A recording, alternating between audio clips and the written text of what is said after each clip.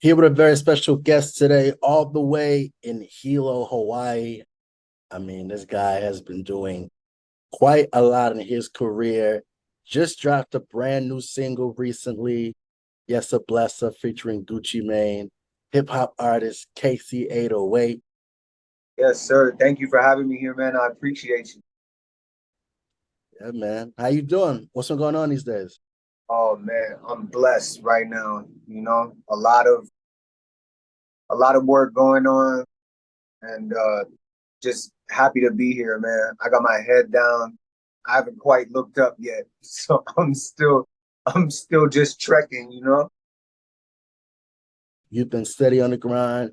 You're definitely putting that work in. And as I mentioned before, you just recently dropped a brand new single. May 26, 2023, you dropped a brand new single, Yessah Blessah. I made that single maybe about that it was about the end of last year. I was working on that a little bit after a little bit after I started working on the Rick Ross record. These things were just kind of hitting me one after another. The label just kept sending me all of these songs with people on it, and I really didn't get a chance to like fathom exactly what was going on at the time. So now that these songs are finally out, Yessah Blessah is finally, out and doing his thing and on playlists, major playlists. I'm kind of like finally now catching up with all of the work I've been doing, and I'm just like, damn. A year ago, I would have been beside myself if I knew exactly what was gonna happen. You know, I would have been like, no way in hell was this possible. So I'm just happy, overjoyed and filled with gratitude. Now, you talk about the Rick Ross joint that you did. Before we begin into the Rick Ross joint, I got to talk about this right here. There have been a lot of challenges out there, especially in the music scene and whatnot. The collaboration that you had with Maoli, then with My Tito, obviously, that challenge was out for a minute before you decided to pick an artist. But let's talk about Let Me With My Tito featuring Maoli and Straight Up Jed. I was just thinking to myself, yo, there's no possible way I'm not getting on this record. I already know that I'm on this record. I kind of had that mindset jumping into it. So when I was coming up with the open verse, I kind of went in knowing what the deal was already. Like I kind of knew I was gonna flame it out,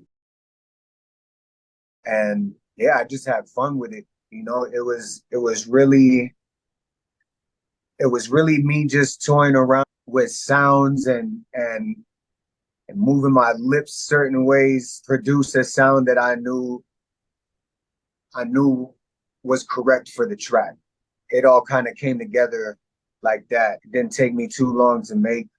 Maybe all the probably like I want to say 15 minutes to come up with the initial idea, and then maybe another like 10 to 15 to edit everything up and make everything sound right. And for almost like a month, time was passing by, and I know he's seeing it because people are tagging him like crazy in it.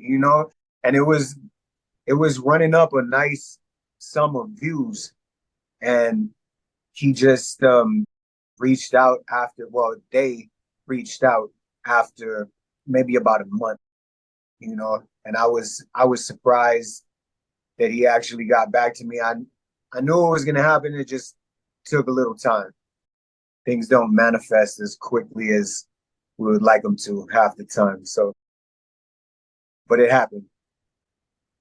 For sure. Yeah, that was definitely a big hit. March 24th, 2023, of course. So that was a big, big one. I've seen that challenge for quite some time. So it's definitely cool to have an artist from Hawaii as well to be put on that track. So March 17th, 2023, talk about, your mindset and being able to have the vision board and what you've been able to do in your career. Talk about $1 Million Mindset featuring Rick Ross. I was getting this string of these features, which I'm also not done dropping yet. There's a few more that I'm waiting and hold, like the label is holding, and we're gonna release them shortly. But with that one, that was the first one that got sent to me in the string of them, and I knew about it before I got the record, and I was DJing. I'll just go from the jump, like from the tip top of the story, right? My manager had hit me and was like, "Yo, we got a really serious collaboration for you. I'll let you know who it is." He kind of had me on edge for a minute, and then I finally got it out of him, at least who it was. He didn't send me the record yet or nothing, but he was like, "All right, here, you're gonna do this song with Rick Ross, and I'll get it to you within a day," right? So I'm like, "All right, cool." So I'm sitting there and waiting, the day that I was supposed to get it, in the studio, ready to go, just kind of working on other stuff, kind of waiting. Day goes by, manager don't send it, right? And I'm just like, you got me dead waiting over here. And I hit him because I got to go to this gig and DJ the same night. And he's like, "Don't worry." A couple hours go by again, and I'm at the gig, and he's like, "All right, check your Dropbox. I'm gonna send you a bunch of stuff." And then he sends me maybe about 17 beats. So I tell the other DJ, I'm like, "All right, I need you to hop on while I go in the car and listen to this because I'm waiting. I've been waiting for this record." So I hop in the car and I'm listening to 17 beats. I listened to all 17 of them. None of them got Ross on it. Just like, "Yo, you are killing me with this waiting shit." And like, and then he reaches back out and he's like, "Oh yeah, um, wait a little bit longer. I'm gonna get you the Ross thing." And then moments go by. I'm waiting. A few more days go by. Nothing. And then he finally sends it. And I forget what I was doing at the time, but I had stopped everything in my tracks, listened to it. I had something.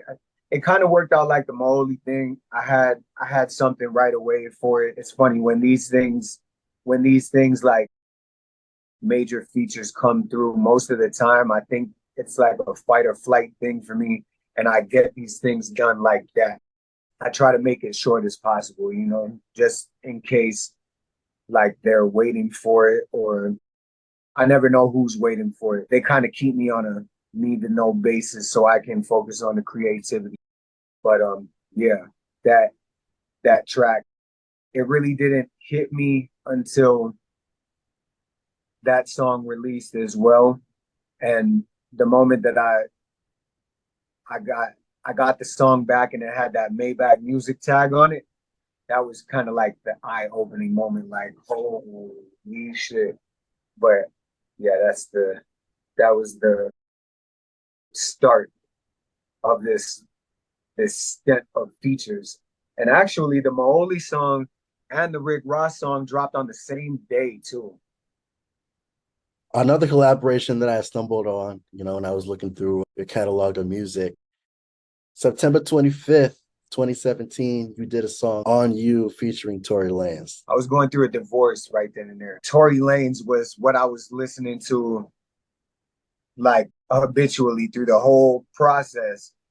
And when I had initially got that record, the label sent it to me in December.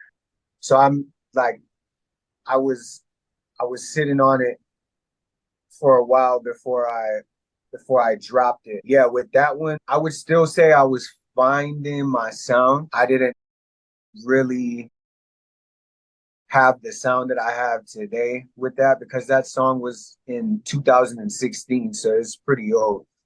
Tory was like just beginning to like like really spread his wings and get to be the artist that we all know today, you know. Yeah, that was besides the feature that I got with J Boog, that was the only or the biggest feature that I got at the time. Actually, no, that's that's not true because I did one with Bun B too. But this was before the Apple Music and all of that was like really a thing. But that was like way far back. But that was the first published feature on streaming platforms. So that was huge for me. Yeah. From Hilo, Hawaii, I gotta ask you because I mean, there's not a lot of artists, especially in the hip hop scene in Hawaii, that are doing as big as what you're doing right now. I definitely gotta ask you though, what's it like, in Hilo, Hawaii, with the music scene? And if you were to take anybody to Hilo, what's a spot you gotta take them to? Okay. So it depends. I guess it depends who I'm taking. If I was to take somebody who wasn't from here, somewhere we got this place called, there's this waterfall that we go to. Most locals know where it is. It's called Narnia, and there's like a mile hike to get to this waterfall. Beautiful hike. The waterfall got like 3 or 4 stories to it, and you can like trek all the way in just to disconnect, you know what I mean, and connect back with nature. This place is like perfect for that, you know. And then as far as the other question, the music scene out here, I want to give a big shout out first and foremost to all of the other rappers over here. The music scene over here, as well as singers, the music scene over here, there's a lot of talented people, you know, a lot of people on their way up. Like, shout out to my brother Wills. We got some big things coming out shortly, and we're gonna go and do some big things. There's a lot of people that I could mention, but that list would go on and on. All in all, big shout out to everybody over here. I record most of the hip hop acts out here, and like as of right now, that's how I get my bread and butter. And a lot of them are the reason why I'm able to do what I'm able to do, you know, because they come to me. I teach them the trade, you know, the ways to do things, little tricks and tips, and, you know, I keep them on their P's and Q's. So without them and my fans, there's none of this popping on. And speaking about your journey in music, speaking about how you came up, obviously, you've had a history in music. Obviously, your father. My dad was the seed in the whole thing. He planted the seed at a very young age. My dad plays with and played with everybody that you can think of. Like a lot of people from over here, a lot of people from Oahu, Cecilio and Capono, Fiji with Loeka and Pomai, Longakit, and tons more. Watching his rehearsals and watching his gigs and seeing all of these people perform with him, it was inspiring to me. There was a lot of music played in the house because he would play along with a lot of music. And yeah, big shout out to my pops. He's still one of my number one supporters. He always supports me and my music endeavors, even when it wasn't much. Probably must have been hard to deal with a I mean, it probably must have been hard to deal with him too. Like, for my mom and stuff. But, having a son and taking that on, how poor musicians be. It's like, he was supporting me for a long time. He bought most of my first music equipment. You mentioned about your dad being how you got started in the music industry and how, he was a big influence to you. As far as other influences in your career? From a really young age, Michael Jackson, started getting into rap. There was a lot of Eminem, Jay-Z, Corrupt, Daz, Dre. From the East Coast, there was like Fabulous. You know, I grew up kind of watching the throwback and Mitchell and Ness. You know, Kanye West, Sudden Rush was a huge one. Toxic and the Abyss. Big Mox was another one who actually till this day is one of the people that I look at to, I mean, send the music to, you know, check it, see what he thinks. Big shout out to Mox. J Boog was another one coming up. Fiji. Those are some of my heavy major influences. There's a lot more I could go on and on, but yeah, a lot of those. Dipset, big time. A lot of Dipset. And by the age of 15, you know, you won your first prize as an MC at the Civic Center in Hilo. What was that experience like for you? I know you started doing the rapping at the age of 13 and really kind of took it serious at the age of 15. So my introduction to hip hop was at around 9, and it was through breakdancing. How I started was breakdancing. It was actually my neighbor. He was a little older. He was 16 at the time, and I would watch him in his garage, and he would be breakdancing. And he kind of took me under his wing and showed me like how to start doing it, breakdancing. And then when I was a little bit older, I used to go to these team dances so I could, you know what I mean, break dance. We'll be at these dances and I would see the DJ. And from there, maybe about like 10, 11, 12, I would be infatuated. I would show up some of the times, and for the whole night, I would sit there and watch the DJ. And just like, he had the seat, what is it, the CDJ 2000s or something, and I'd just sit there and watching it. You know, that would be the second thing that I was kind of influenced in, but I never got to touch like my first pair of DJ controllers until much later. But once 13 hit, I was at my 13th birthday party, and my friends were freestyling, and they were all like just messing around or whatever. And I wanted to learn how to do it. So after that day, like I sat and watched them for that day. But after that day, I made it a point to like practice that, you know, and put it into my ritual. So I learned how to freestyle at around that age.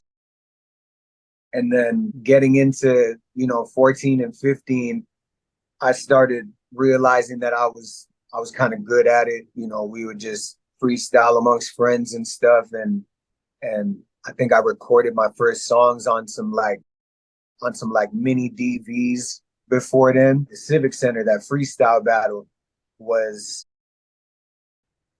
a pivotal moment because the winner of the freestyle battle would get their song played. They would make a song for you in the studio. Shout out to Toxic, which is the group that had put that on because they were looking for a new rapper, right, to produce. They put it on, and the guy who actually taught me how to freestyle joined the competition too. Somebody was handing flyers out at the mall. So we both took flyers and we were like, okay, we're just gonna go in here and so we both go in and we do this freestyle battle. And then we both get up to the top. Me and the guy that taught me how to freestyle. I guess they liked my performance a little better, and they picked me. And I made my first single, put it up on the radio because that was what the prize was. They made the song and then they put it on the radio, and then the thing stayed on top 5 for like a month and a half straight. So it stayed on top 5, and then the rest is history. They kind of picked me up, and then I started doing tracks for them, and eventually became part owner of the studio, and snowball effected from there. Pretty much, there was never a plan B. There was, I don't, I don't like, I played football in freshman year. I had to pick between going to the studio and playing football. Immediately after I chose music, there was just there was no looking back. I gave everything up for for my music. I couldn't see myself doing anything else ever. To the day I die, I'm gonna do music. Before 13, you know, I I always thought low of myself, and then music changed all of that. So there's nothing that I would not give up for for my calling, for my purpose, you know. And I was lucky enough to find this purpose at a young age. And yeah, I'll do anything for it. Wish I known life is a lot shorter than you think it's gonna be when you're young. I wish I gave my music more time than I did when I was younger, got less distracted. But you know, we gotta go through life. So that's that's just a part of it. But yeah, gave I wish I gave my music more in terms of honing my skills. And I mean, if I'm doing this well now, if I gave even 20% more of my life than I did, there's no telling what would have been, you know. But I mean, I'm happy to have what I got now. I did go through what I had to grow through in order to make all of this possible. As far as the Conservatory of Recording Arts and Sciences, I had the time of my life over there. I did get distracted by, you know, the normal things teenagers get distracted by. It was definitely a highlight in my life because I did learn most of my skills that I put forth today as far as technical use. Now more than ever, with those tools, I was able to do everything that I'm doing right now. It was definitely a great learning experience and a big highlight in my life, one of the best times of my life ever. What do you enjoy about music, and what inspires you to write music? I enjoy making people feel whatever it is I feel at the time. I like connecting with my fans and people whoever the music is made for, being able to know that I can help other people cope or get through situations. That's always an addictive feeling to me. I also like expressing myself in this art form and just being able to live freely. I'm always looking for freedom, being able to express myself how I want to and live how I want to, do what I want to, when I want to. And music has made that possible. Working with tons of artists in the industry, such as J Boog, Fiji, Brian Kennedy, Baby Bash, Tory Lanez, Rick Ross, Gucci Mane, the whole 9 yards. Busy Bone. So I was recording after a Fiji, J Boog, and Baby Bash concert in Kona in King Cam hotel room on in a suite, right? It was me, Baby Bash, the Stewie brothers, J Boog, Fiji, and I had a few other people with me. We were recording something for Bash. I had brought all of my studio equipment from Hilo, drove it out to Kona because I knew we were gonna have a hotel room, and Bash invited me to the hotel room to make some music. So I brought all of my stuff, brought all of the stuff up there, and I was surprised when I walked in and seen J Boog and Fiji. Now this is the first time that I've ever had like in interaction with them. Bash, I've already dealt with Bash by that point. When I was in LA, I met Bash out there. We were over there and I was taken by surprise and seeing both of them in the room with Bash. So I started setting up. I was like, okay, something good is gonna happen today. Something good is gonna happen today. So we set up. I recorded this song for Bash that had Fiji on it because we had one night left. They were about to, Bash was about to leave. So Fiji records a song. At that point, he hasn't really said much to me. And we're recording him and Boog for a Bash song, right? So we're recording, they're taking a break. And I throw on one of these songs of mine. And we're sitting there and they're listening to it. Bash left for a second and we're just chilling in the room. Now, I play one of my songs and then Fiji tells me to stop the song. I played like the chorus. I played the chorus of the song. And he was like, stop the song and run it back. So I run it back. And I turn around. I didn't look at him yet. So I turn around and I'm looking at him. He's giving me this, the face, right? Just like he's feeling it. And he's like, yo, he turns to Boog and he's like, yo, you gotta jump on this record.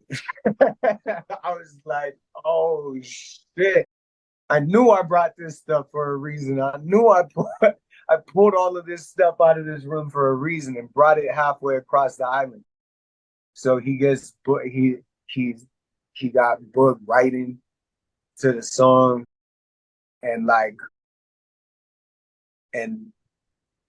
that moment is just so surreal. I have maybe about two or three moments that are kind of like that in my life, where it's like I'm sitting in a room with like one of my idols and they look at me and they're just like,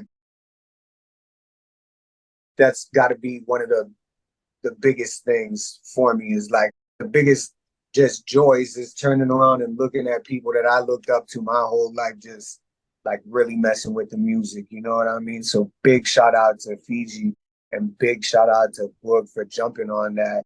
And that was kind of like, that gave me the push. And after that whole thing was done and everybody was about to leave the room, me and Fiji are sitting there and he's like, yo, whatever you do, don't stop doing exactly what you're doing right now, and you're bound to reach the heights that you want to reach, but you just can't stop.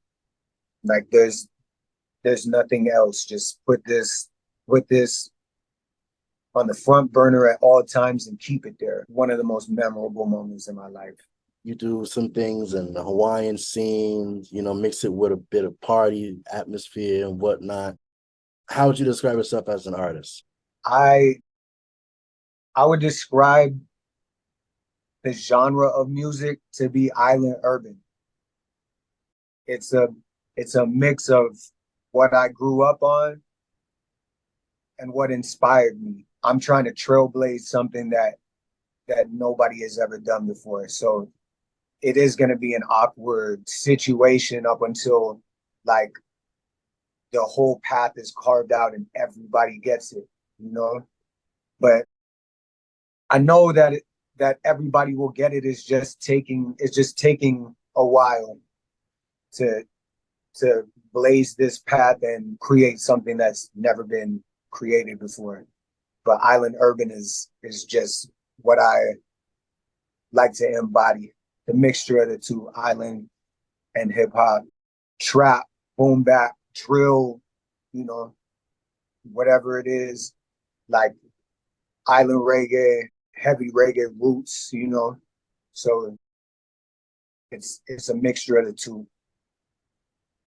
What are you presently working on right now? What are the future goals, future projects that we should be looking out for? So I have an EP coming out shortly. it is gonna have all of the features on there that I've been releasing, plus some more features coming out on this EP as well. So there's an EP coming out. I have a few more singles that I'm working on before the EP drop. Yeah, I got a lot of music coming out this year. The goal was 62 songs by the end of the year. So I'm trying to keep with that. The name of my next single is going to be called Jet Lag, which is going to be released momentarily, I would say within a couple of weeks or so. A lot of big moves happening other than the music as well, just traveling to places, creating content, just being able to explore the earth, you know, get out of Hilo for a little while. I'm also coming to see y'all in Honolulu. Supposed to be doing a couple of things out there, a couple of shows, maybe some hosting. You know what I mean? Go mess with a couple of content creators out there. But yeah, there's a lot of things coming up within a short span of time. Gotta ask you, where are you as far as the trajectory? In the trajectory process right now. So right now, I'm 6 in, not including the project that's underway right now. And the project the project that I have is gonna have a good amount of songs on it. Yeah. So I also have a few more like projects coming out. So it's not only gonna be singles, but it's gonna be like projects. I actually got, I can't tell you this, I got 42 songs ready to go.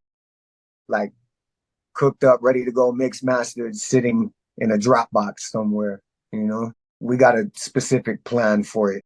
And we're doing it by genre too. So it's we hitting the hip hop side, you know, first. And then we going into all kinds of other crazy stuff. So yeah, should be good. Talk about your EP, since that's something that you're going to be releasing soon. Title of it, what can we expect? And talk about Jet Lag, your newest single coming out soon.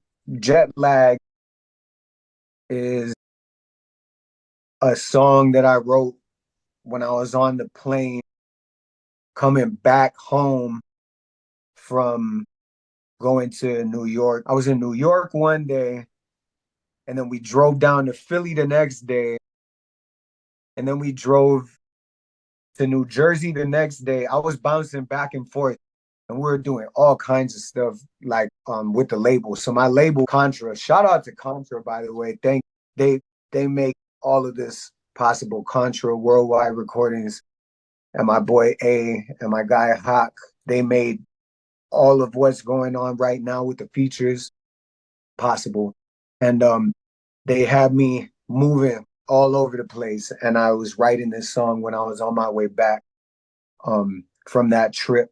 Well, I wasn't writing it. I just came up with the idea because when I do come in here and I punch most of it, you know what I mean? I do like 4 bars, but I just kind of got the idea, wrote the idea down when I was on the plane, came back and did the song. And I've been holding it for a while. I've been holding it since last year. Yeah, that's pretty much the premises of the song is just talking about the trip and what had happened on it. That's coming out within, like I said, probably like 2 weeks or something like that. I got a music video kind of shot for it already. Shot it in Waikoloa 2 weeks ago. So that the EP, I haven't thought of a name of it yet. I'm still trying to think of the name. 7 songs on there, kind of pushing it between an EP and like a regular project. Who knows? They might slap on a couple more. Label might slap on a couple more and just call it an actual project, but we'll see. Pretty much all of the songs are done for that. I want to see if I can add in a couple of more before we call it. But yeah, that should be coming out at the end of summer. And then there's projects all down the line, trying to keep with that 62, man. Trying to get that out. Success in your career. When people look back on your legacy, what would you want it to be? He did the impossible. It was like finding a needle in a haystack out in Hawaii. And if he can do it, then I can do it. Whatever it is, whatever the case may be. You know, I just want to inspire people to be better, to actually shoot for what it is that they set out for and not change, not change up on that. If you really want it, go and get it, you know. And if a kid like me from Hawaii with a low self-esteem can build up everything that I did and do what I did and just be 10 times what I ever thought I could be, I hope the story inspires people. That's the legacy that I want to leave. Such an honor and pleasure to interview you, Casey808. I appreciate you.